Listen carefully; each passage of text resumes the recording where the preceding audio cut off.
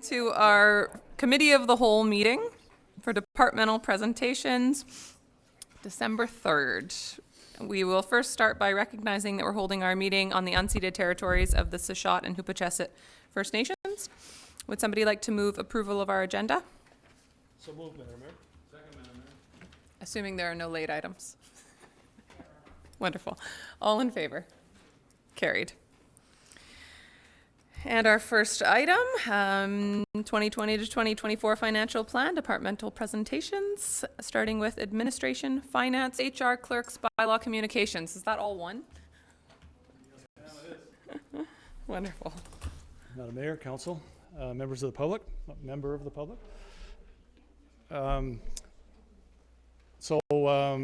It's my opportunity to speak on behalf of administration, which resides at City Hall. Administration is made up of multiple departments that we'll talk about in a few minutes. And because those are generally under the category of administration, we thought we'd present them all in one presentation as opposed to, I think, 6 separate ones.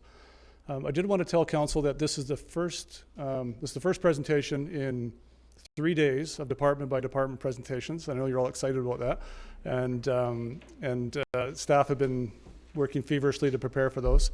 We've got a standardized presentation format, so what you'll see in this administration format is what you'll see from all of the departments. So that you'll see the similar type slides, similar information. In some departments, obviously, they have different issues, so they'll present things differently, but going through this, you'll see the pattern repeating over and over again. And it's our goal to talk to you about the various departments, the services we provide, what the issues are that are facing those departments, and what the challenges are that are presented by those issues, and maybe where the opportunities are around those issues. So you'll see in every department presentation a few key issues pointed out, and we'll talk about those issues. There'll be a little bit of financial information in the presentation itself, but we're hoping that at the end of the slide presentation, that if Council wants to speak about specific items or lines in the budget that you all have in front of you, that at that point you'll say, I want to ask a question about line 243 or something, and then we'll just put that document on the screen and talk about the budget at that time. I'm happy, and I think staff will be happy to take questions or input at any point in the presentation, Madam Mayor, or at the end, whatever works for Council. Is there anything I need to know before we get going? Just hurry up. We're excited. Good. Okay.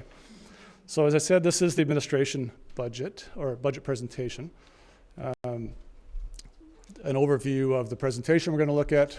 There's the key areas of slides that we'll be reviewing. And again, questions at the end or throughout. So for the administration sort of umbrella department, the mission statement is to provide unparalleled services to council staff and the public that support an informed, responsive, accountable, transparent, and effective organization. So we very much, I say we, I'm part of administration, we are support to the rest of the organization in providing the services that the community enjoys. The core services that fall under the administration umbrella are corporate administration, you might know that as the clerk's department, bylaw services, human resources, finance, and communications. And another one that's up there, information services, or IT, is also considered an administration service. IT desired, all of those departments were given the opportunity to have a standalone presentation if they chose to, and believe it or not, most of them said no thanks. But IT said, yeah, there's enough issues facing the IT department. They wanted an opportunity to interact with you on their own, and they'll do that on I think tomorrow night or Thursday, tomorrow night. But they too are part of administration. So this is a slide you'll see in every presentation. It's really important to Council, we think, so important to us, that we align what we're presenting to you with the strategic plan that Council has adopted. And so we've built this slide showing the 5 key areas of the strategic plan, and below you'll see in other departments a listing of projects or initiatives that address those strategic areas 1 through 5. And you'll see that we've got a bit of a disclaimer there that administration doesn't actually isn't overly reflected in the strategic plan. So what administration does, from our perspective, is we prop up the other and support the other services, the other departments that provide services to the community, and they don't look as good as they do without the work that we do in the background. And so while we're not front and center in the strategic plan, we recognize that, and our job is support, not service delivery. But in other departments, you'll see some of them have a very full page. Financial performance, and again, another template slide you'll see throughout the next 3 days for different departments. We wanted to go back and take, I think, a 7 or 8 year view of probably 7 years looking back and 1 year looking forward in 2020. What has been the operation budget expenditures in department by department? And you'll see this graphic, I think, well, they all tell a story, right? This one is relatively flatlined. You'll see somewhat inflationary costs driving up till 2016, a reduction between 2016 and 2017. We made a staff reduction as part of, you'll recall that the previous budget direction from previous council was no more than a 5-year increase over a 5-year period. And so every department addressed that budgeting challenge in a different way. And in administration, we made at least one staff reduction that reduced that budget in 2017 over 2016. And then since then, it's been essentially inflation again. So the staffing is static, the costs are static. Cost increases, if there are any, are driven by inflation. So now looking at sub-department or department by department within that administrative umbrella, and I have to tell you that I'm a little bit anxious about speaking for departments that I don't work in, because they've only got 1 or 2 slides each, and I don't want to gloss over a whole department too quickly. So I would really encourage council either stop me anytime and ask questions, at which point I'll ask the department head to come up and answer those questions, or ask the questions at the end. And again, we'll have the specific department head. So in this case, the clerk's department, Davina Hartwell, would answer your questions. So the issues that the clerk's department face include records management. So we are challenged to maintain the vast volume of records for this organization. Preserving information, responding to freedom of information requests, and doing that in a way that being able to reach out. If we get a freedom of information request and they are specific, to be able to reach out and quickly gather all the information that the organization has to do with that request, and to be able to process it and respond in time with the legislation that we have to meet is an increasing challenge for us. And that's because our records management isn't centralized. We've known this for a while, that we need to address this. And now, having staffed up with a deputy city clerk, we find we have the capacity to take this challenge on. So this will be a challenge that you'll see us taking on in the near future, our records management system. Yes. With the increased confidentiality legislation, does that also place a burden on this department? Davina, do you want to try that? Do you want to come up and answer that? and so it begins. Thank you, Madam Mayor. Yes, it is a challenge for sure. Confidentiality and security of information is always a challenge. Personally, I find one of the biggest challenges we face is in our digital world, when we spend so much time in email. Everybody does everything in email, and it's trying to capture a lot of what's in that information, which I find most challenging. But yes, always confidentiality is first and foremost in our minds. Thank you, Davina. So where there are risks, there are always opportunities as well. So under the banner of records management, we think there's opportunities to improve the way we're doing things, to improve our document retrieval efficiencies. There is potential, we're not sure how that looks yet, but going forward for people to be able to, the public to directly access more and more of our documents and not to have to go through staff to handle that, which would obviously be an efficiency. And longer term, we intend to be a paperless, but we do have to take a step. It's our intention to take a step first in centralizing our records management system in a paper format and then going paperless. And that might seem like we're not going paperless yet. Why aren't we? we don't think we can take that step from where we are. We need to take a stutter step first. Okay. Question from Councillor Poon. Yes, I was just wondering if all of our bylaws are digitized right now, or are they held in paper form? I'm going to take a stab at this. They're paper form. They're either digitized or they're scanned, but they're not all. I don't believe they're all in a format that can be manipulated electronically. Is that correct? Currently, there's no way for the public to access these bylaws to read. They're on our website. We have a searchable link on our website. Okay, Yep. but not all of them are. I believe there, they are. right? Are they? The most primary used bylaws are searchable. Not all of them. Okay. Okay. Thank you. Thank you. Good question. And when we talk about bylaw later, I think we'll come back to this point.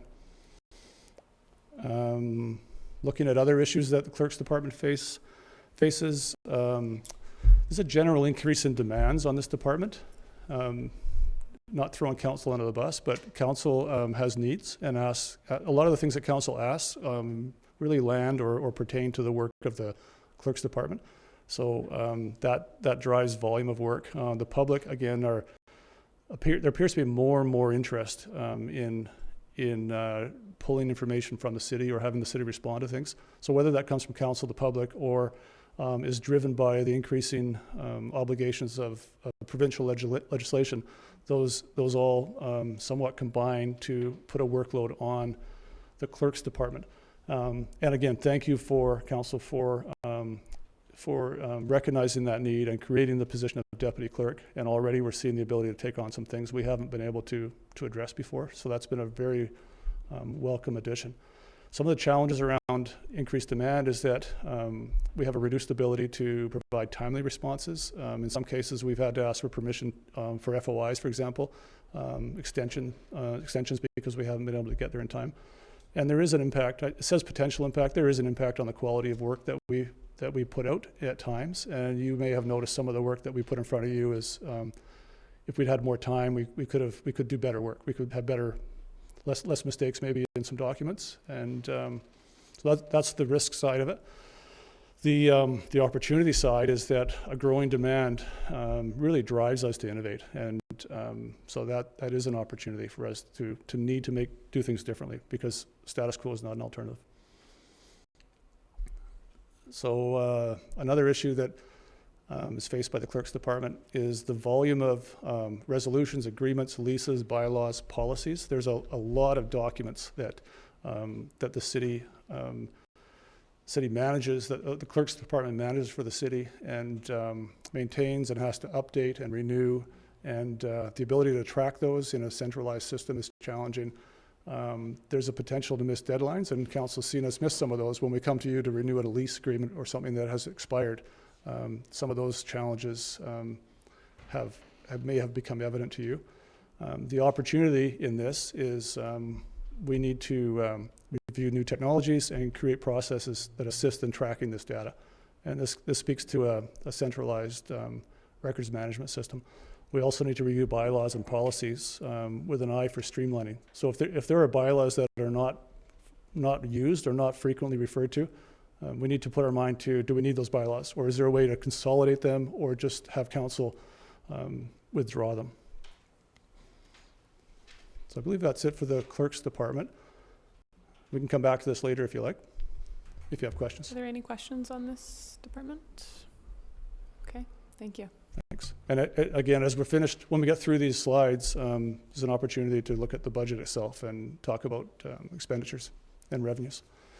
So bylaw services, there's 2 slides again for bylaw. So one of the issues faced by bylaw services is, oh, look at that, dated bylaws. So some of our regulatory bylaws that are dated and have not been enforced, and now as we're stepping up our bylaw enforcement on some of those bylaws, we're finding that they're both difficult to enforce and challenging to enforce. And we find frustration in the community around, from both sides of the issue. The complainants on bylaw enforcement often are frustrated that we can't enforce to the extent that they would like, even when there's an existing bylaw. And the people who we're enforcing bylaws upon express frustration when they find those bylaws are not current or not consistent, or if there's inconsistencies. So those are some of the challenges around dated bylaws. The opportunities are to review and amend bylaws. And we think there's also an opportunity for bylaw services to engage the public in a better way, more proactively, and that would provide support both for compliance and for support of enforcing bylaws. Another issue noted is we would like to be proactive in our patrols. We are more proactive in our enforcement. We'd like to be proactive in foot patrols, and we know council wants that, and proactive in public engagement. So rather than bylaw services just being an enforcement agency, there's a lot of value in them doing public outreach and engagement, and one, gathering information, and two, influencing toward compliance without having to enforce. So some of the challenges around proactive patrols are physical and safety risks to our employees, and that might require further training, and we think an integrated approach, either with other agencies. Council just supported the CMHA community team. We think that's a good opportunity for us to work together with also community policing and the RCMP themselves. Some of the opportunities around that, as I just mentioned, some of them, if we're proactive in our patrols and our public engagement, that additional visibility will be good both for bylaw compliance and for the community having a better sense and appreciation for the bylaw services department. It will enhance the sense of public safety, which again is key to council, as noted in the strategic plan. And liaising with the community, as we see the RCMP doing so well, we think would be advantageous for bylaw services. How's this format working for you guys? Dry as toast? That's just me. Yeah. So further bylaw services. Under the topic of nuisance buildings. So some of the challenges or risks, we have a nuisance building working group, and they've had some really good effect with some positive outcomes on some buildings. And that group is working, is recommending to council where a nuisance designation should be made based on calls for service. So if a building gets dozens or hundreds of calls for service from different agencies, including the RCMP, we have in the past labeled that building as a nuisance, and then we're able to put costs on that building or the owners of that building, costs for further services. It doesn't work in all cases. There are some buildings that don't drive calls for service, and yet they are arguably a nuisance to the community. So we recognize that the nuisance building working group doesn't fit all issues. And the opportunity in that is to, as we move forward in the next few weeks and populating our new community safety manager position, we'll be in front of council early in the new year to talk about the ability to declare a building a nuisance under the community charter provisions without having to have it attached to call volume. So we can support council in saying that building's a nuisance, or to an owner of a building, deal with your building, and if you don't deal with it, we're going to through the nuisance abatement provisions. So I think that's a first half of 2020 discussion for us. Yes. Who makes up part of this nuisance community or group? The nuisance building working group is by intention a non-public facing group, and it's RCMP is there, social services is in attendance, our building inspector is there, bylaw enforcement is there, fire inspector is there. I'm looking at Galen. Am I forgetting anybody? Sorry? Housing. And mental health is there as well. Is BC Housing there? Are they? Okay. So it's multidisciplinary, multifaceted, and the idea is that these folks can talk. They're all staff in their various agencies, and they can talk freely around some of the challenges that their organization faces, and talk about a unified approach to those situations. It's been very effective on some of the buildings we've dealt with. Yeah. So moving on to human resources, and I need to tell you that human resources supports managers in supervising and leading staff in a range of departments within the city, over 200 employees in the city. So human resources isn't responsible for issues, but they are certainly central to the solution and resolution of some issues. So one issue that we find more and more is maintaining a qualified and highly skilled workforce, which is obviously our goal. As we face natural attrition or retirement, there's some challenges around being able to infill with, there's always a loss of corporate knowledge, and how do we retain that as we go forward. We find ourselves more and more in a competitive labor market. It's not that we can't get applicants for positions, but finding qualified and experienced applicants is becoming harder and harder, and we know that we're competing with other employers for the best employees. So that's an ongoing challenge for us. And retaining employees. In some positions, particularly in the management group, we've seen the loss of a handful of good employees that we had plans for. And again, it's just a reality that it's a competitive market, and there's various things that people need to have fulfilled to stay in a position. It's not all about money. We're mindful of those things. So the opportunities around maintaining a qualified workforce is developing our current employees for new roles. And I'm an example of an employee who stuck around long enough to just get promoted. And I've had a very long and satisfying career with the city of Port Alberni. And there's other examples like myself. You saw a 25-year employee here yesterday who's worked in various different departments and is still contributing. So developing and investing in our own employees is a way to get good people who want to be in this community to stay with this organization. But they can't all be from inside, right? So we need to ensure that the city remains competitive in the labor market. So when we bring in talent from outside, we need to make sure that we're competitive. Again, not just in compensation and benefits, but in working conditions, and to be a community where people want to be as well, a community and an organization. We're constantly reviewing and re-energizing our recruitment strategies. And we also, when we lose a good employee, we do exit interviews and try to find out what were the factors that led that person to choose another employer over us. So sticking with human resources, an issue, outdated and paper-based processes and records. So that you'll find a bit of a theme through these departments, record keeping being one of them. So in HR, we're paper-based still, and the risks of that are that processes are not efficient and they are time-consuming. The opportunities are that updated processes and a move towards a systems-based record management system. So that is a theme that you'll see through every one of the administration departments. An issue that, quite frankly, we debated today whether to even put this in front of the council or not, or in front of the public or not, is that we have an injury rate higher than the industry average. So for municipalities, for local governments in the province of BC, our injury rate is higher than average. And we've been taking some steps, making some efforts to bring that down. And we're going to continue those efforts, but we need you to know that we're on the wrong side of the average. And we have employees who continue to sustain injuries at work.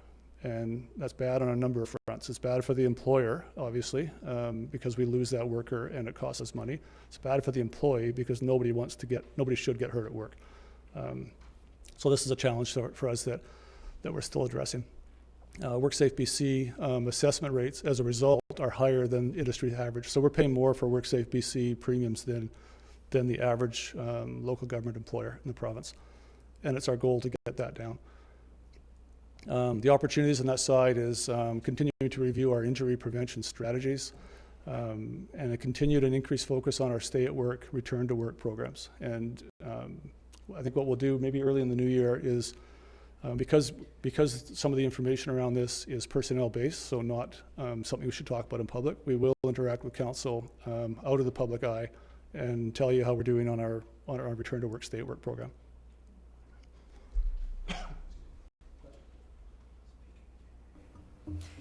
Is there any one or two certain things that you can attribute the injury rate to? Like, have you identified those certain things yet, or? I'm going to ask Krista to come up and speak to that. Please don't notice the cast on her wrist. Yeah. She did not get injured at work. Yeah. Hey, somebody got to write it. Oh, there's a long story around that. But yeah. You can write on it later. Madam Mayor and Council, every year we do a very thorough year-long review, end-of-year review, to identify types of injuries, cause of injuries, all of those different things. Our primary cause of injury is strains, MSI injuries, overexertion, those type of things that it's easy to say, those are hard to prevent. But you know, when we look at some of our statistics, and as we compare with other municipalities in our comparator unit, to use the WorkSafe BC terminology, there's got to be some additional strategies that we should be looking at. Lots of analysis, though, to answer your question around the types of injuries and the cause of injuries. Where I think there's some opportunity is to be looking at what kind of prevention strategies, put our heads together to see what kinds of things we need to be focusing on to prevent those injuries. Absolutely. You talked about employee retention. Does each department have ongoing training programs for employees that wish to move up to other jobs, or ongoing training in their jobs that they're in? Yes, so every year within your budget documents, all of the different departments' training budgets actually reside within HR, but the departments go through a process to come up with their training budget numbers and identifying within their department for their different employees what training that they require. So some of it is certification based, they need to renew certain tickets or certain certifications, and some of it is development based. And then the second part to that is we go through a process, a succession planning process, where we're able to identify some employees, either they've kind of self-identified or their managers identify that there could be opportunities in the future for them to move into different roles and what development is required. That's a little bit of a tricky art, and sometimes those plans work out. Unfortunately, sometimes those employees move on to other opportunities, but we need to be mindful of where we've got people that are current employees who are interested and capable of moving into those other roles, and make sure that they're prepared through those training opportunities.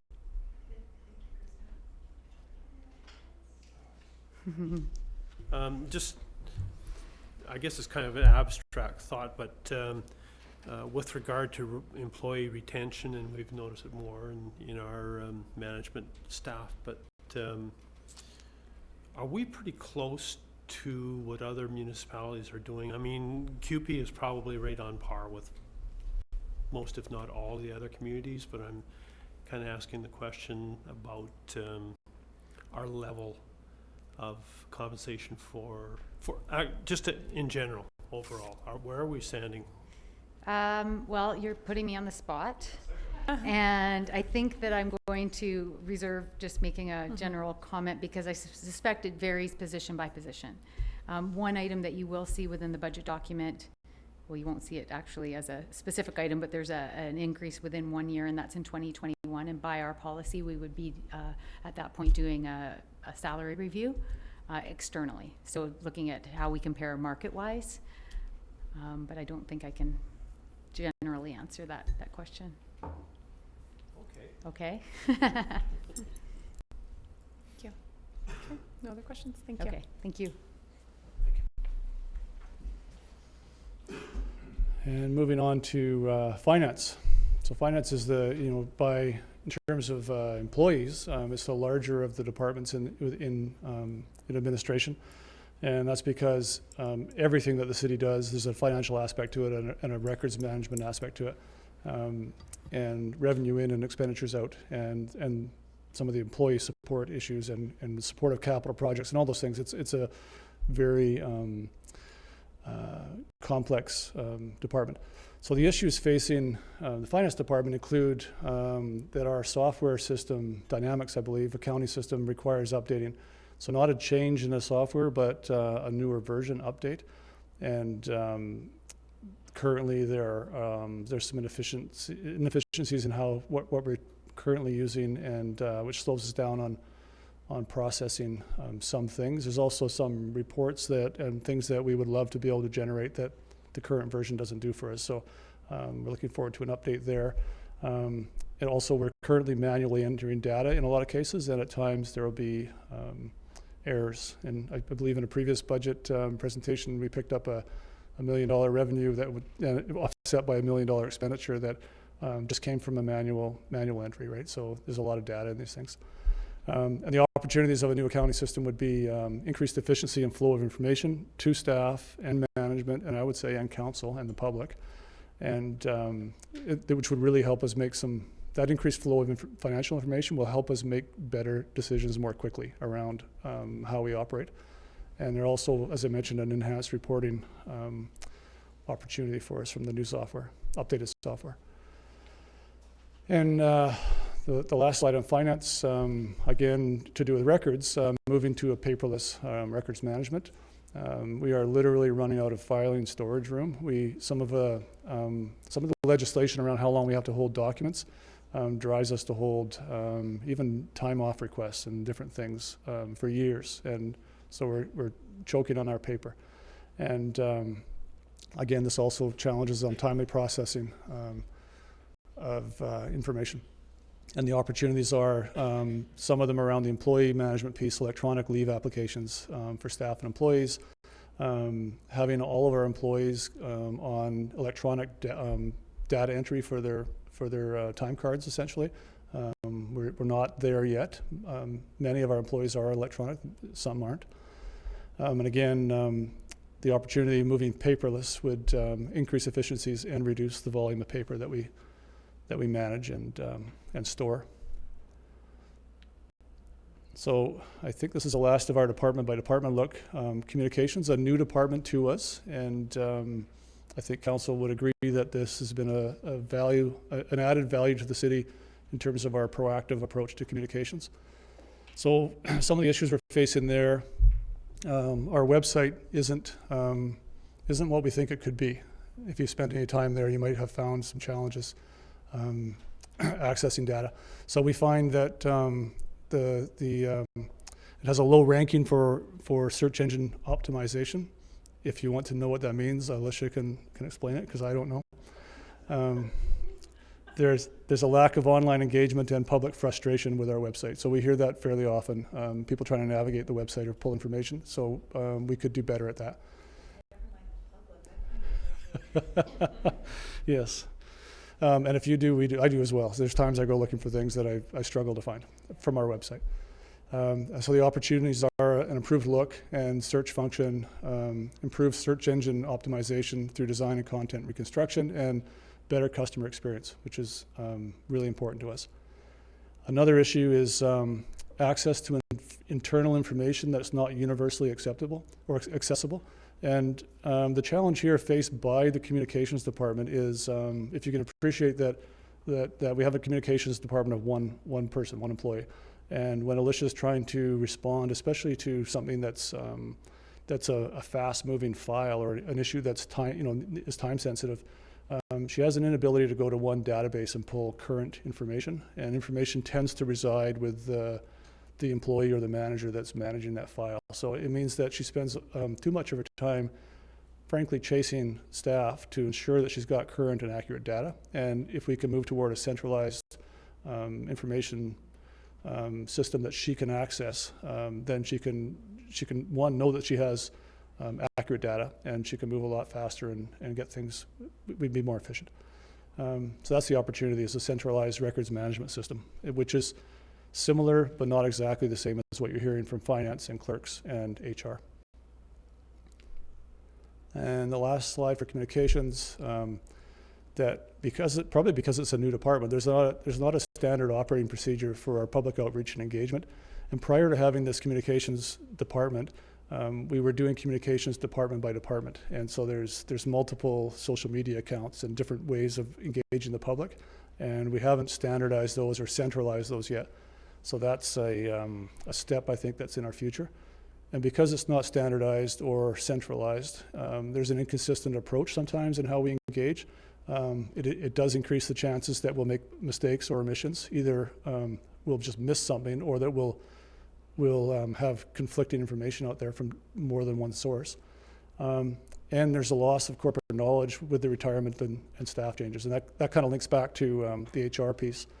When somebody retires and there's not a central repository of that knowledge, we tend to say, oh, that hasn't happened since so-and-so left. They used to do that work. And so we need to do better at making sure that we organizationally can transition through employees leaving us. So the opportunities around that are developing a clear understanding of roles and responsibilities. We could have an improved tracking of issues and outcomes, improved transfer of corporate knowledge, and demonstrate consistency, which is really important to the public. So that was the department by department view. So looking at a very high level, the administration expenditures, and this is in the draft 2020 budget. You can see, I don't know how well you can read that screen, but you can see that personnel and training costs are by far the lion's share of the expenditures that are experienced by the administration departments. And that's because we're in the service business, so there's, we don't have a lot of equipment, or we have some facility costs, which are our next biggest one, and that's facility cost, I believe, largely at City Hall. And below that, we've got some minor vehicle costs, equipment and contributions to replacing our equipment, and then contract services. But by far, the employee costs are the larger part of that budget. And thank you, Council, for your attention through this and your questions. At this point, and again, this is how you'll see all the presentations this week. At this point, we would welcome as many questions as you have. And if you want to look at the budget, if there's a line or multiple lines in the budget that you're interested in, if you want to do that now, we can put that up on the screen and walk through with you. I don't know if people have questions specifically on the budget, but I do think that we need an opportunity to, I know we got a different copy of this previously, but it's, I think, difficult to go through and then ask questions about specific areas of the budget right away. I think that has to come some time after as well. People may have questions today. I'm just wondering around, so you've told us what all of the issues are, the needs. Are there budget items linked to those issues? Like you talk a lot about records management. Is there a proposal to get a new records management system included in the budget? In some cases there are, and in some cases there are not. And that's a good point. We should tell you that as we're going through, that this is already addressed or this isn't addressed. Yeah. So okay. Thanks for that. Okay. There is money identified for the records management. Davina, do you want to speak to that? I believe it's $40,000 for the paperless.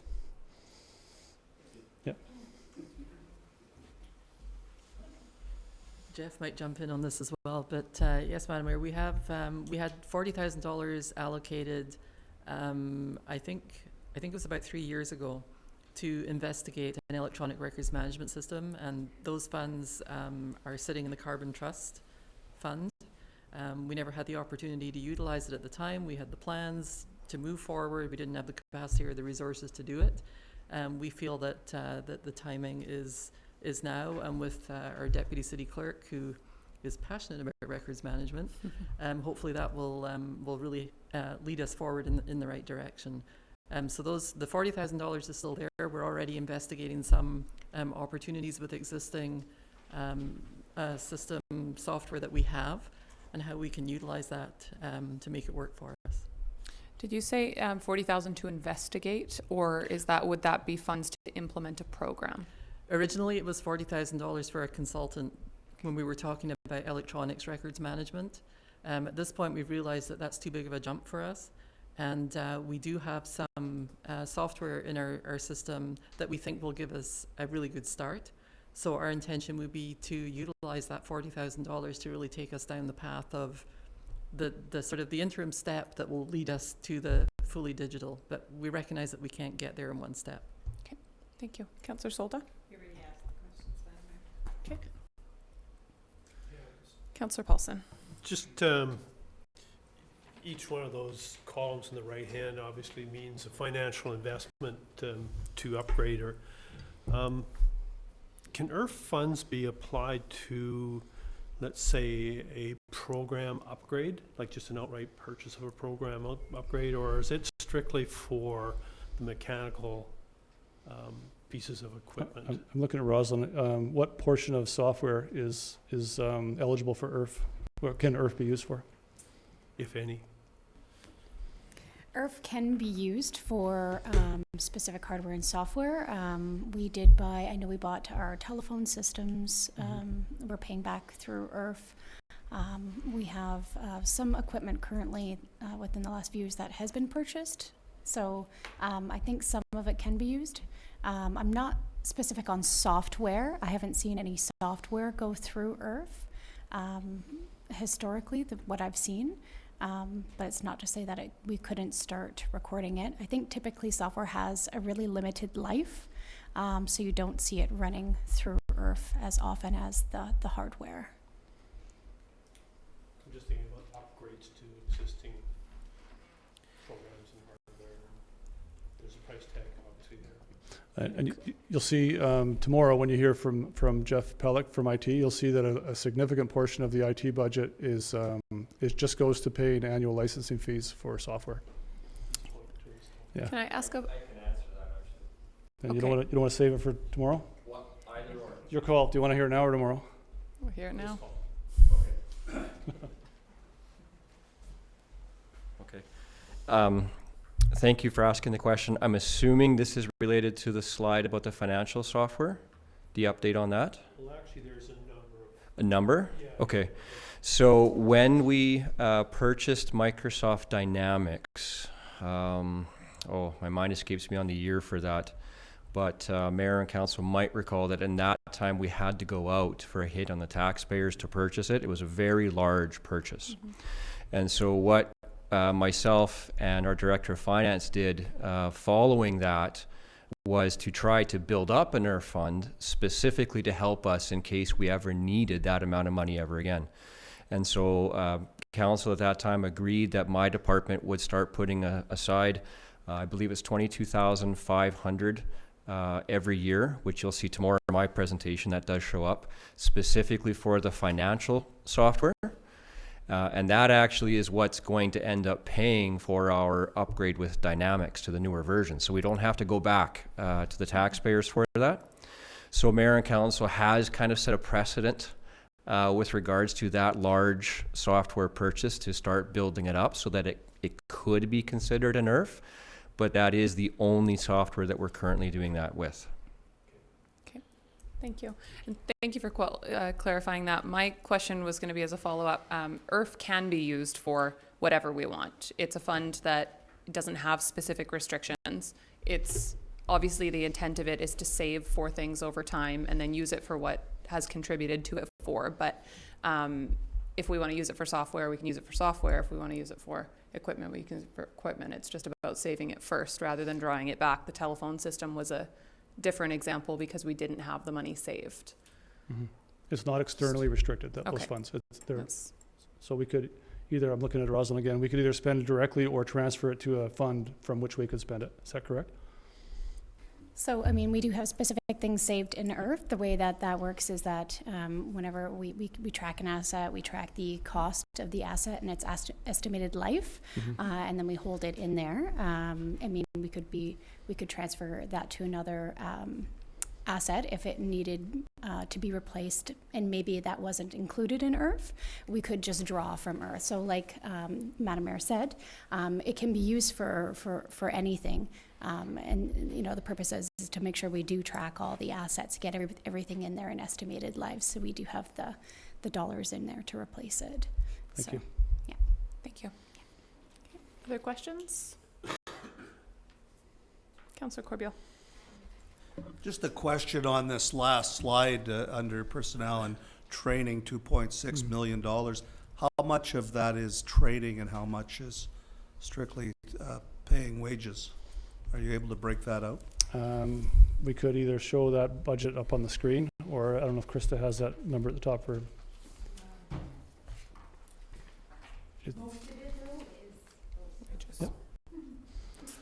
Let's, Twyla, can you show the budget document on the screen, and we'll just look at the line for training. And while Twyla's bringing that up, last time we went through a budget cycle, we had a draft financial plan and an options list. So we had a list of items with costs and said, these are options that council may want to choose to opt in or not.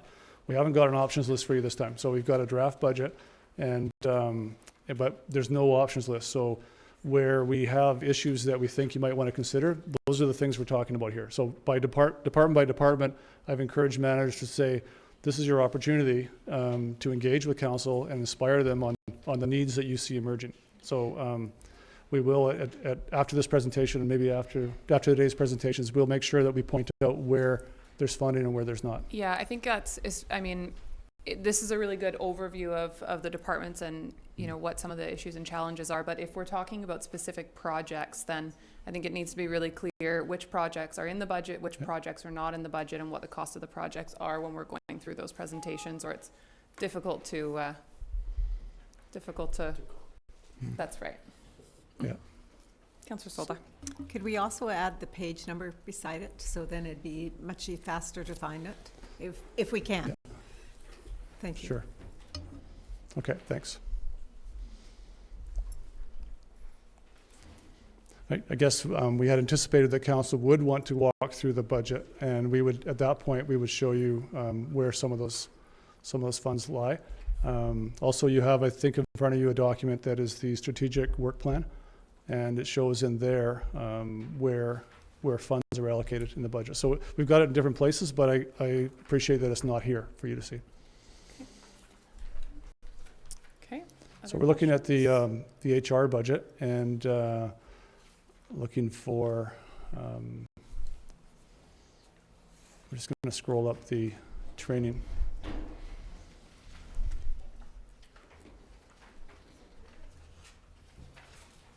Training and development, 2020, $163,000. Yeah. So that is, so that budget lives in is managed by HR, but it's basically subdivided out among various departments, different amounts for different departments.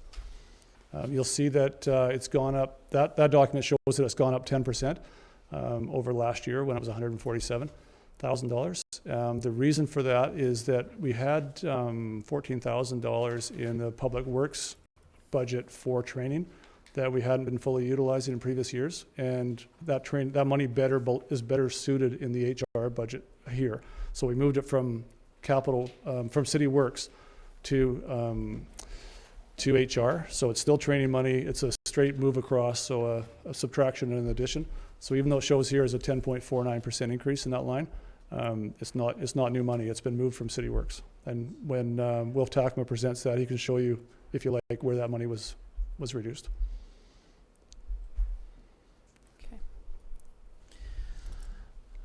I think a comment was made earlier about whether or not council would want to go through the budget line by line. And I don't know if council wants to specifically go through line by line, but I do think there's value in, you know, being walked through some of the key points in relation to the budget rather than just in the issues and opportunities. And that doesn't necessarily need to be tonight by any means. But I think, you know, this is a great start to budget process to understand, but going through the actual budget,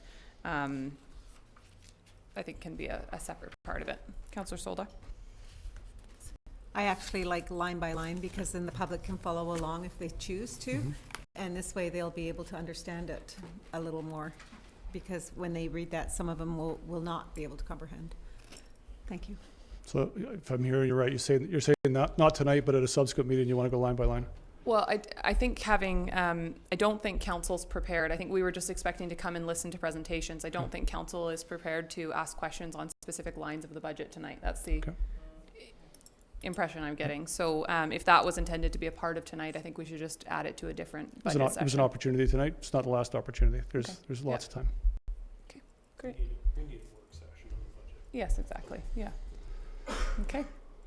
Any more questions on administration? I see no more questions. I suspect the pace is going to pick up because Will is up next. So, yeah. Thank you, Madam Mayor, Council. Should have put Will up first. Is that a compliment? I wasn't sure.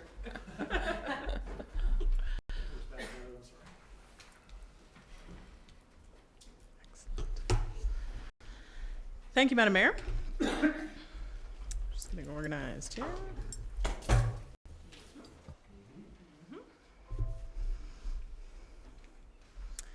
As CEO Apply mentioned, each of the presentations will be similar in format.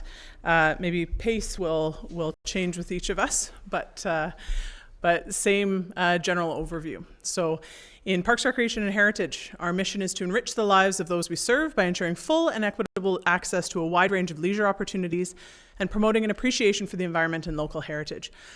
Our first core service, deliver fun in community. We also maintain and develop facilities, parks, and trails. We invigorate our infrastructure, and we also champion heritage initiatives. Two issues, risks, and opportunities I wanted to bring to your attention. First of all is aging infrastructure. So there's no secret that we've got the challenge of aging infrastructure throughout our community. The risk with that is this mass renewal. So when I say mass renewal, there's so much old infrastructure coming up for renewal or due for renewal at the same time. And so the additional risk there is also the deterioration and failure of those facilities. The opportunity there is considering new direction for infrastructure. So I'd like to press council to consider whether we can afford to renew all infrastructure at the same time as it comes due and build. So looking to renew and build new, everything sort of converging at the same time, or council potentially letting some infrastructure go and looking at things in a different light. So for instance, something like neighborhood parks that we've talked a little bit about. So we have 45 parks within our community. And as we've discussed previously, there used to be a time generations ago where families would be at home. The structure was much different in a family unit. And so families were really keen they enjoyed the park at the end of their block. And so this is why we're fortunate in Port Alberni to have these dozens and dozens of different parks and playgrounds and that type of thing. We know that as communities and family units evolve, that's not necessarily what they're looking for. As you've mentioned, Madam Mayor, that even personally that you approach a destination park and folks will go out and take their families and they'll hop in the car and they'll go to a destination playground or park or structure as opposed to needing that right in their backyard. And so something for council to consider, I would suggest, is something like converting some of those old playgrounds that need renewal. Perhaps we explore having those as green space, and rather than reinvesting strictly in what we've always done and erecting new play structures, maybe that's an opportunity to have those as green space, and maybe we focus on one or two parks in town that would be considered a destination. So those types of things. You'll notice that there's not, so speaking to your question from CEO Apply's presentation, there's not a specific budget number that I have for you. It's more a case of council wrapping your heads around what direction you'd like to go. And of course, whatever the will of council is, if your wish is that you'd like us to replace those 45 play structures with the same thing we can absolutely explore that as well. The second issue that I wanted to bring forward this evening is communities' evolving expectations. So similar vein that as community evolves, how do we provide those resources to meet communities' needs? I'll talk a little bit about it when we talk specific numbers, but things to keep in mind as you've outlined in your strategic plan, we need to stop the duplication of services that we provide. And I see that as a big opportunity in Parks, Recreation, and Heritage, that finding new ways of engaging our community members, new ways of engaging our citizens and business owners and all the rest to explore how we provide those services. And maybe we go away from some of the services we provide so that we can, if someone else is already providing a tremendous service in town, why wouldn't we free up our municipal resources to do other new exciting things as opposed to competing with local business owners who are very capable of providing those services. So regarding strategic projects, as CEO Apply mentioned, that each of us in each subsequent department will start to articulate some of the more specific projects and some dollar values, so we can start talking money. So you'll see there's items both in column 1 and in column 5. So responding to demographic change and improving the quality of life. Starting in 2020, in the budget currently, we have $75,000 as part of a tree planting program. And then also in Initiative 5 under Foster Complete Community, we have the Key to Key Path. that's budgeted starting in 2021, and then the trail signage and maintenance also starting in 2021. So something to bring your attention to with the increased workload of planting trees, creating green spaces and trails, and then also maintaining them. So of course there's the initial cost to getting infrastructure built. There's also the ongoing maintenance costs. This will require an increase in staffing. And so the draft budget, as you've got in front of you, does include funding for one new parks labor position starting in 2021. So that $122,000 placeholder there, that we're specifically talking about an additional laborer there. In addition, we've got $190,000 identified in the 2021 draft capital plan to connect the lower and upper Roger Creek trails, so what we would call Scott Kenny Trail. And we also have identified in 2022 the capital of $115,000 for the footbridge that will connect Millstone Park to Victoria Quay. So that's again part of the linking the Keys program. Okay. Councillor Solda. So I have a quick question. If there's no grants for the trails and stuff like that in the background? Not at this stage, but I actually have a placeholder I'll speak to specifically about grants. Okay, so, and regarding the part structures and that, I like the idea of going smaller. I know in the past, because I worked the parks and stuff like that, in the past we had so many parks and we decommissioned quite a bit of them. And I kind of like the idea of a destination park regarding, as an example, a lot of parents take their kids to Parksville because it's an amazing park that they have there. And I'd love to see, although we do have something very similar, I'd love to see us grow one and do it in other areas of this community. And that would become a great destination. Thanks. And Madam Mayor, look forward when I present those ideas. It sounds like we have Councillor Solda's support, so that's excellent. And mine. Councillor Poon. Thank you. On the topic of parks and playgrounds, I recently came across an article speaking about playgrounds for all ages, for seniors and also for children. I wonder if that's something we could explore because our population is aging and it is important for them to have good exercise and activities to, keep fit, I guess. Absolutely. And Madam Mayor, we've seen in research is also showing as well that you'll also notice that many of the active ager residences will be right next to or in conjunction with childcare. And so there's a lot to be said, as Councillor Poon mentioned, that opportunity for interaction with young folks as well as the elderly. So, Councillor Haggard. Thank you, Madam Mayor. From the people I've talked to and research that I've done and other communities, what they do is they liaison with experts in trail maintenance. Now, I understand that a new trail committee has just been formed with the public. Are you part of that committee, or is Parks and Recreation part of that committee so you can work together instead of working at crossroads? Yeah, absolutely. So, Madam Mayor, actually also Mr. Deacon and I both attended a recent trails meeting, and so there is quite an influx. It was tremendous to see. There were probably at least 50 people in the room, all discussing from everything from the sort of the ATV groups to the horse riders to a lot of the cyclists as well, discussing those linkages and those connections. And so the short answer is yes, absolutely, we would engage those folks. So much like as we use resources from experts in any of the other work we do, this would be no different. So I think we would be foolish to approach trail development any differently without corresponding with those folks. Councillor Paulson. Just want to go back to the mass renewal concept. And I just want curious if we have or we plan on developing a kind of an inventory of what's going to be needed to be replaced and roughly what years. That way we can look down the road, far down the road, and we don't have surprises to say, oh, by the way, this year we got to replace the multiplex. By the way, yeah, no. But and the other quick comment is a couple of years ago we went to the AVICC in Camel River, and they had a plenary session there about the changing look of playgrounds.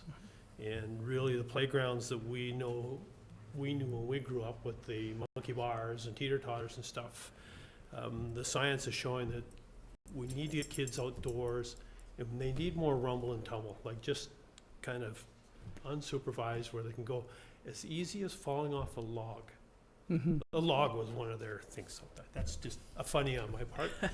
But yeah, I think that when we come to replacing infrastructure in our playgrounds, maybe we need to have a look at going away from, you know, that traditional stuff from the 40s and 50s, and it might be a cheaper option too. But I'm just curious about the inventory, and of course instituting the philosophy of new parks.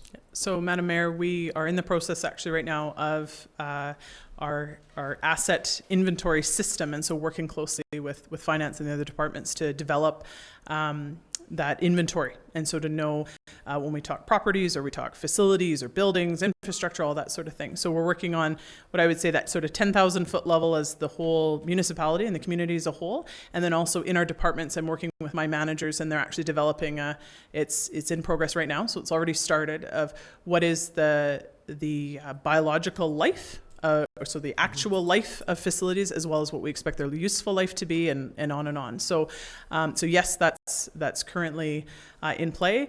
And as far as the sort of longer term, and so I'm not arriving in front of council with astronomical values out of the blue. Like I mentioned when I first met with council, when you were a new council, and mentioned that I think it's important that the person in my chair is paying attention to the next 50 years of recreation. So I can appreciate, of course, council's term and what your focus is on and your strategic plan, and that staff all have a different view as far as how long they plan to be in the workforce and how long they'd like to see those facilities run. And from my perspective, I'd like to look at, like I said, the next 50 years. So not only the aquatic center that we're discussing currently, already thinking about the next aquatic center that'll be another 30 or so years down the road.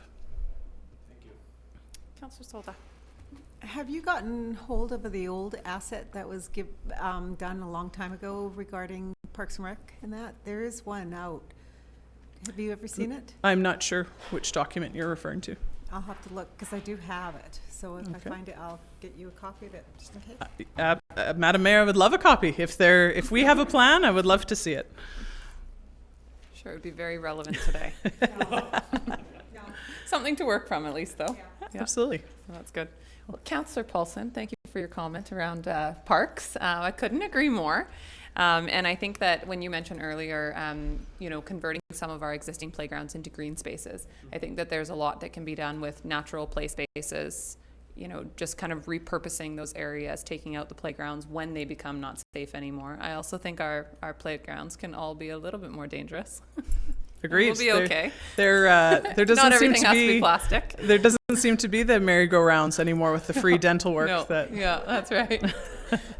And Madam Mayor, I agree that I think there's only really one use for a plastic slide is to go down, and I think that's an unfortunate use of resources that we can do better than that. Yeah, and it doesn't mean we don't end up still with many neighborhood parks. The parks can just look differently than they used to. So it's great to hear some consistency around that. Just looking for a little inside info. I know that we have a grant application in for a destination park. Have we heard anything? No, not at yet. this stage. I didn't think so. There would have been lots of news. Yes. Okay. Other questions? Okay, I will carry on.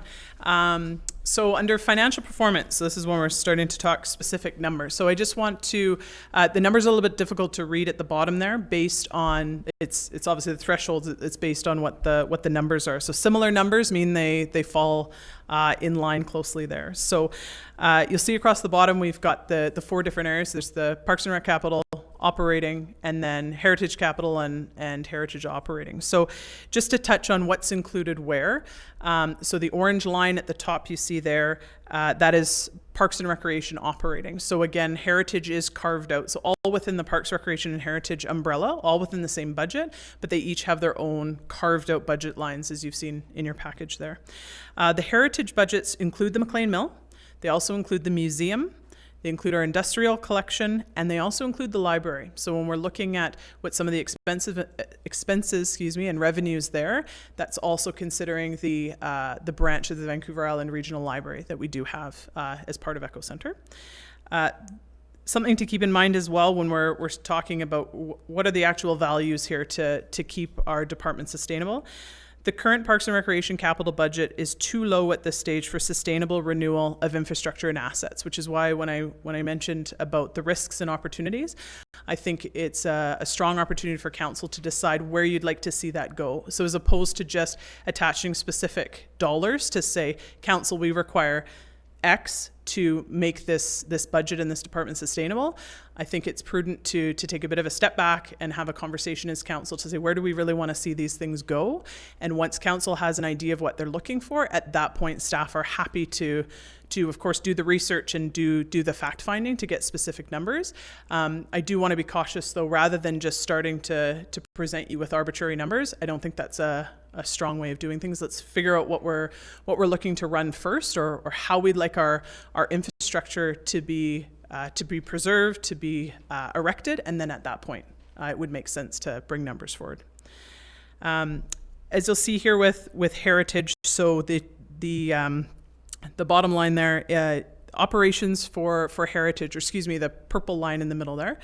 Heritage operations is predicted to be flatlined. So per the strategic plan, we'll be identifying resources available to heritage, and then we will be developing a heritage plan based on what council's direction is there. So as opposed to saying, in order for us to do all these things, council, I'll need your budget to reflect these dollars. What council's indicated as part of your strategic plan is, let's figure out what resources are available, and then what is the optimal use of those dollars for heritage, and what service we wish to provide within the budget available. I have a few questions.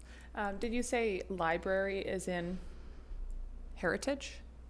Yes, I believe it's. So the library budget has gone up on its, it's $800,000 almost, and it's gone up like between 4 and 10% every year, and probably will continue to. So that, I would imagine, if we are keeping it level like that, puts a huge constraint. Like, is that taken into consideration, what the past increases have been with rural? Yeah, we'll have to take a look at more of the specifics. Okay. Yeah. Okay. And then it doesn't show 2019, so is heritage consistent in 2019, or is that starting point? I believe it is, but we'll have to pull the specifics to confirm. Okay. Other questions? Maybe you covered this and I didn't catch it, but what is the $1 million increase in the operating Parks and Rec over 5 years? So that will be, there are a few capital projects that you'll see that we'll review. Generally, it would be a case of inflation. So okay. Both with equipment as well as when we look at things like labor as well. But the capital is separate, or the capital projects wouldn't be included yes, correct. in that? Yeah, so with the Parks and Rec operating, we would be referring to cost of labor as well as more of our consumable. So rather than the bigger purchase capital items that you're using, like our chiller, for instance, over many years, we'd be referring to more the consumables. Okay. Yeah. Thank you. Okay. No questions? Okay. Okay. So this may answer your question, Madam Mayor, when we're talking about the approved budget. So the 2019 approved budget is the first number column you see there, so second from the left, and then the 2020 draft budget is there. Then we've got our strategic priorities, 2019 versus 2020, so I'll speak to, you'll see some reductions and some increases there.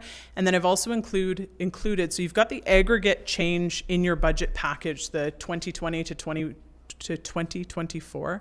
This I've just included for interest's sake. What are the numbers in 2020 versus 2024? Okay. So first of all, with the revenue, you'll see so the top orange line, you'll see that going negative 6.65%. So this idea that revenue is decreasing over time is very counterintuitive. As any business operator would say, that doesn't make sense. So So several years ago, when the budget direction from council was to limit increases to 5% over 5 years, of course, you either spend less or you generate more to balance your budget. And so Parks, Rec and Heritage made some ambitious budget predictions that have not been realized. And so in this budget, I've reinserted some funding to maintain services. I couldn't answer, Madam Mayor, why those numbers, like what the plan was to meet those budget goals at the time. Realistically, we cannot meet those goals with the current budget projections. So just to make sure I'm understanding correctly, that 2019 approved budget, recreation facilities, anticipated revenue of $900,000. That was the budgeted revenue, but not the realized revenue. Correct. Okay, so although it looks like a decrease in revenue, it's actually in line with what we have been Correct, receiving. yeah. Okay. Yes. Okay. Questions? None? Okay, moving on. Okay. So projected revenue by service. So this may be a little easier for council to read. So I'll just walk through. You'll see the 5 categories at the bottom there. So recreation facilities. So just speaking to what revenue is included under each umbrella. So facilities includes the facility rentals. Those are our harbor key tenant rates as well as ice rentals, space rental, any facilities that are being utilized. That's what comes under the facilities. Sport programs are your more traditional active type programming versus leisure programs, which are more special interests when we're talking about gardening or cooking or those sorts of things. Those would fall under leisure programs.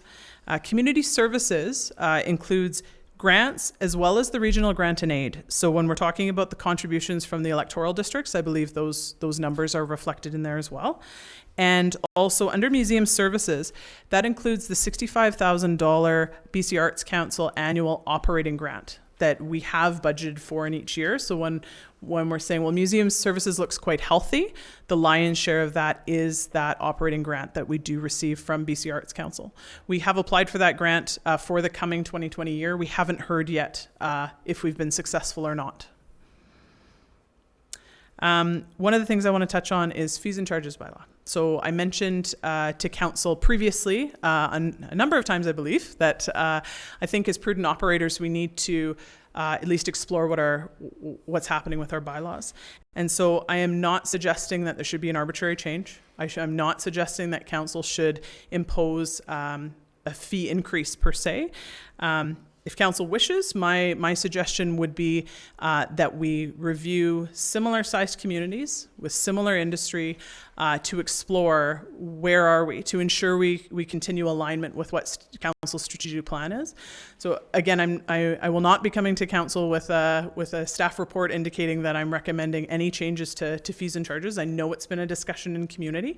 As I've mentioned to community, I think that as community members, you should be putting your hands up. The community should put their hands up and say, how are we exploring to know that our rates, our fees and charges are in the right spot?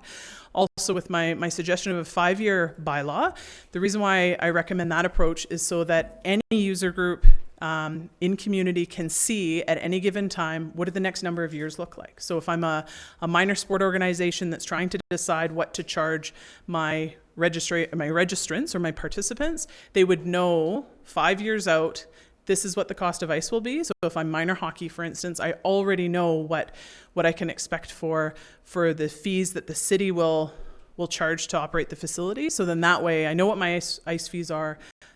That's how I know how to build the registration fees. So again, if council wishes to have staff continue on that path, I think that would be very prudent. Councillor Solda. So if the fees go up, and I'm not saying that's a bad thing or a good thing, I'm just curious, the HART program is still in operation, isn't it? Absolutely. And so the HART program is so that financial barriers or finances are not a barrier to access our program. So the HART program exists specifically for community to enjoy our facilities in their entirety in sort of a drop-in or programs related method.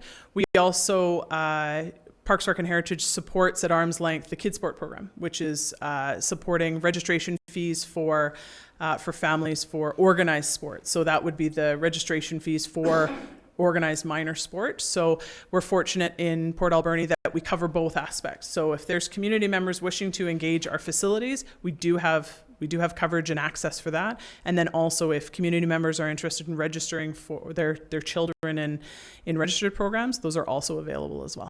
Okay, So that would not change. And one further question, the electoral services, do you have stats on the numbers that from each area that use our services? It would be great to have, not necessarily at this moment, but in the future. Yes, Madam Mayor, we can pull those statistics and those numbers. Okay. So on the other side of the coin here, our draft expenditures. So this is referring just to 2020. So we're not talking about the range of, or the entire duration of 2020 to 2024. We're just looking specifically at next year to give you a bit of a snapshot. So I'll just quickly run through the numbers there. So administration at the top, 8%. So that is the overarching administrative support to run the department. In there, so this is going back to the grant conversation, I have included in our current budget a placeholder of $30,000 per year for research and development of grant opportunities and also asset management. So what I'd like to do is have the ability to have all of our facilities reviewed and ready for grant opportunities. So when we found with the Williamson Park, so going to Councillor Paulson's question about the $4 million grant that we submitted this time last year, I feel strongly that we need to get organized and know exactly where all of our facilities are at and all of the different types of grant opportunities. So we know there's grants out there. The trouble right now is we don't have any project that is in a binder on a shelf that we can just pull off and reference. So what I'd like to see, and the purpose of that placeholder, is that we can start to build those plans so that we can have the plan ready and have all of the different thresholds of grants available. And then when we see grants come available, we can say that's a $50,000 grant.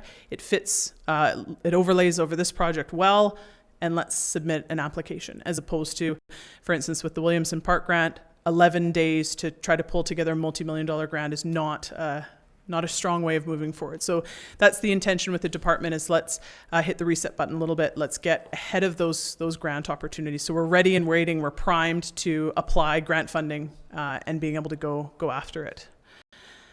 With facilities, so the 31%, so this is how to make these building runs and run, including the one we're sitting in. And so this is all of our 30 plus facilities around Port Alberni. That's everything from labor, utilities, and supplies to make the buildings run. Parks and events, programs and events, 21%. So that's lumping all of our various programs, whether they be leisure, sport, events. So when we talk about things like Our Town is one good example. All of those numbers are captured there under programs and events, which makes up 21%. The 20% under parks, so this is those 45 parks and green space that we speak to. This is the chunk of the pie there. And then the last under cultural services, the 20%. So again, Madam Mayor, I'll have to clarify where the specifics on the library fall in. Specifically though, for 2020, as it comes to McLean Mill, two placeholders that are currently in the 2020 budget is $150,000 to support a third-party operator, whereas as we've gone to a request for proposal, so the RFP proposal program or timeline has closed. So we have received various RFPs for that project. So this is the McLean Mill Visitor Services. So we do currently have $150,000 in place to support that. So that would be assisting with wages, stocking the gift shop, that sort of thing.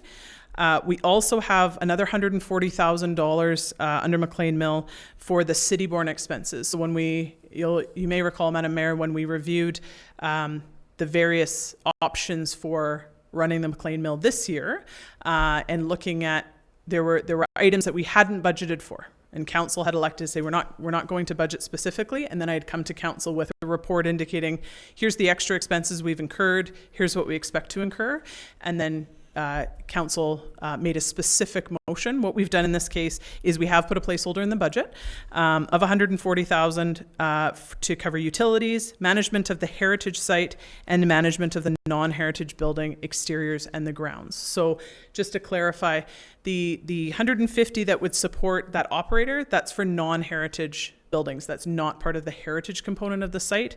The 140 is to cover the utilities and the heritage buildings. So that would be similar to where we've got our Parks Canada cost sharing grant. That would also take that into account as well. Councillor Paulson. Just looking at facilities, and I gather that most city facilities come under your umbrella, right? Yes. Harbor Key, Gyro, Glenwood, City Yes. Hall? Yes. So our facility operations supervisor, who's one of my direct reports, him and his staff work directly with City Hall. Yes. So I just want to bring something up again, and I know that we briefly touched on it before, Madam Mayor, is it seems to me as though we get caught occasionally. A roof needs to be replaced or repaired, or a fence or paint. And my suggestion is that, I don't know what else to call it other than IRF, but if we created a set-aside fund for each one of those buildings, anticipating common maintenance over the years. And I know that we rent to some nonprofit organizations, and part of their lease is that, you know what, you want to lease it, it's yours. But the reality of it is, those organizations usually don't have that kind of money to replace a roof or whatever. So I just wanted to bring that up again. Just, I know we don't have that in place now. I don't think we do, but it might be something that we want to consider, having some kind of maintenance fund put away for all of our facilities and earmarked for each one, depending on what it is. Or it could be a general fund, I guess. But I just wanted to bring that up again. And Madam Mayor, as I mentioned in the earlier slide about the mass renewal, which sounds very doom and gloom, but the idea that infrastructure, of course, isn't getting any younger and isn't getting any cheaper. And as council determines what direction you'd like to see that renewal go, I see that fitting in nicely as well with in concert with budget, is how we want to plan accordingly in each annual budget as well as capital budget, and then of course looking at how we want to renew facilities or replace in future. One last item I wanted to mention as well, under the McLean Mill, we do have $2,000 in the current budget for pumping the septic system. So as council may recall, we've got a septic project currently in the 2021 capital budget. It's quite a significant investment there. So what we've done is we've sort of carved it out and said, in the event we wanted to look at just pumping the septic for the year of 2020, then holding off the project for 2021.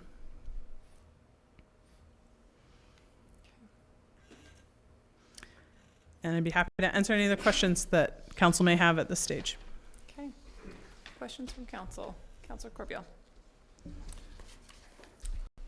You mentioned $140,000 for the heritage component of McLean's Mill, and then talked about potential for grants. So if there were grants, would that be coming off the $140,000, i.e. we'd pay less of that 140? And what exactly does the 140,000 cover when we're just talking the heritage component? So yes, Madam Mayor, that 140,000 could be offset by grants is possible, absolutely. To recap, what the 140 is earmarked for are utilities and then the management of the heritage site. So as long as we continue to have a National Historic Site, there's got to be the ability to, of course, keep those buildings standing, which we are on a schedule at this stage where we've got multiple buildings being refurbished or retrofitted each year based on that Parks Canada cost sharing grant, but that doesn't cover all all of the expenses, of course. And then the other item I mentioned about the septic, and then the last one is the management of the non-heritage building exteriors and grounds. So in order to ensure that we're not in a situation as we are with our heritage buildings on McLean Mill where they're literally falling down, and so trying to resurrect those, in order to sustain those, it's going to take an ongoing investment every year, as opposed to sort of things that could be a repair at this stage if we keep up on it. If we don't keep up on any repair, Madam Mayor, I'm going to be in front of you in a few years down the road, and we're going to be talking about complete replacement of additional buildings. So the $140,000 doesn't cover any city staff time at all? No, I don't believe so. Councillor Solda. Also, when you were talking about the heat and the money for the heat and that, is the insurance included in that, or is that on the whole picture with this whole, everything city has? Sorry, you speaking. were talking about there's a certain amount of money for 140,000 for city expenses. Is the heat include, not the heat, but the insurance for? We're talking about for McLean Mill? Yes, I'll sorry. have to pull the specifics on where the breakdown of what's all Because there's included. telephones, there's other things too. So, I mean, Yeah, so I would think at first blush, where I've got my notes around utilities, I would think that would all be included as well. But I'm happy to bring back a more detailed list. thank you.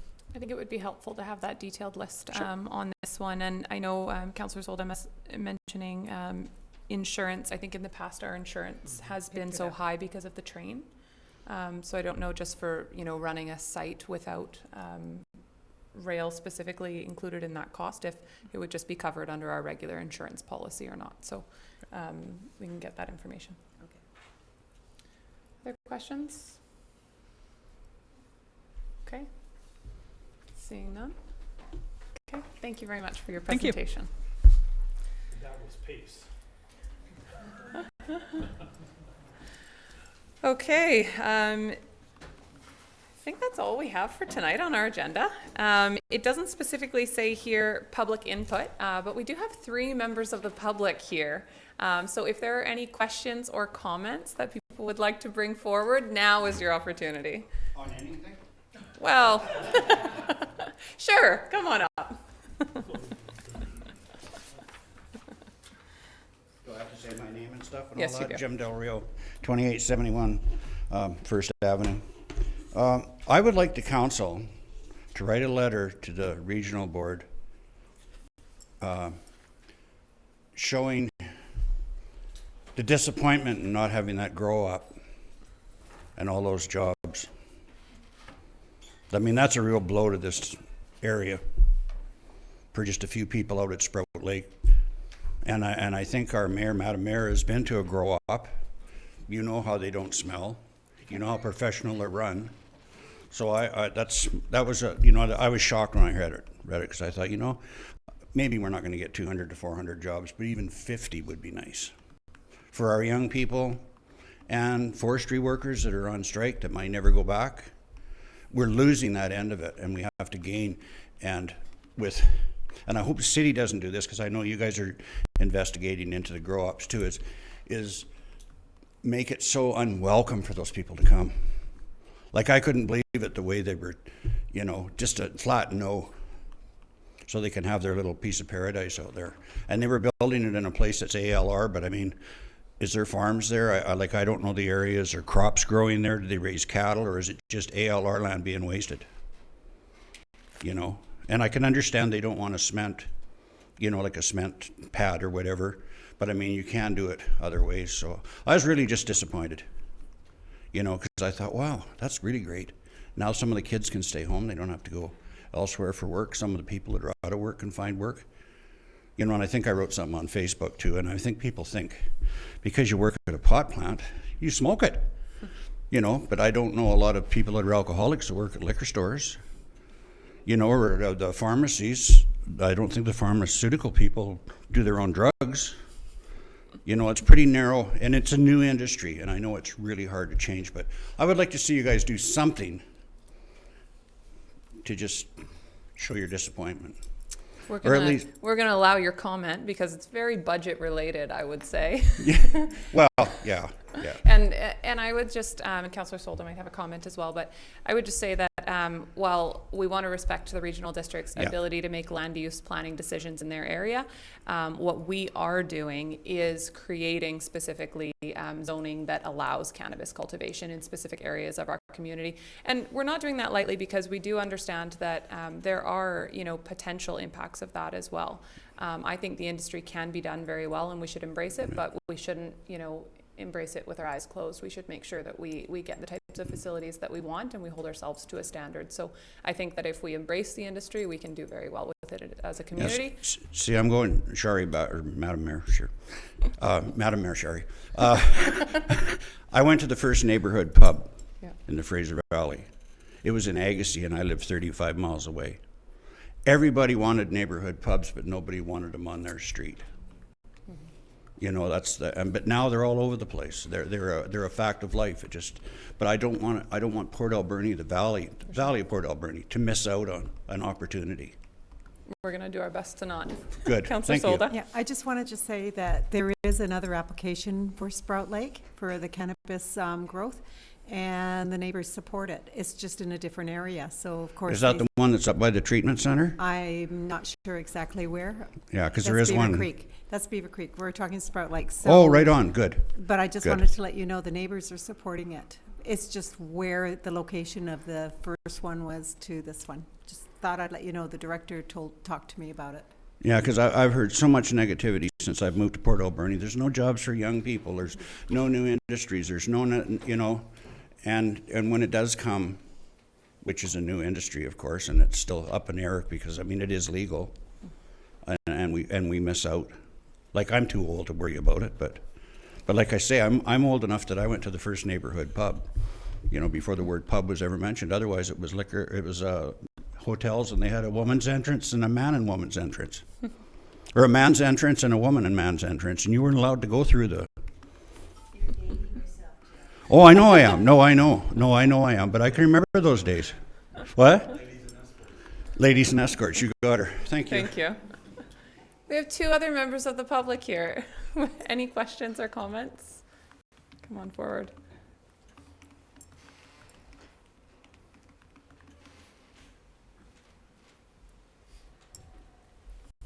Madam Mayor, my name is Donna Gardner. I had a question about the different systems that every department has, as opposed to, you've got your human resources system, you've got your finance system, you've got your IT system. You've got your database system. Has the council or has the proposition of a resource management database system where everything is encompassed in one system been brought forward to the council? I think that's probably a question for either a CAO or someone else. I was pointing at the back, but I don't know. To our software person back there. Madam Mayor, the question was, has a comprehensive software been brought forward to council? I would say no, it has not been brought forward to council. It's a discussion among staff at this point, but I don't recall it coming before council.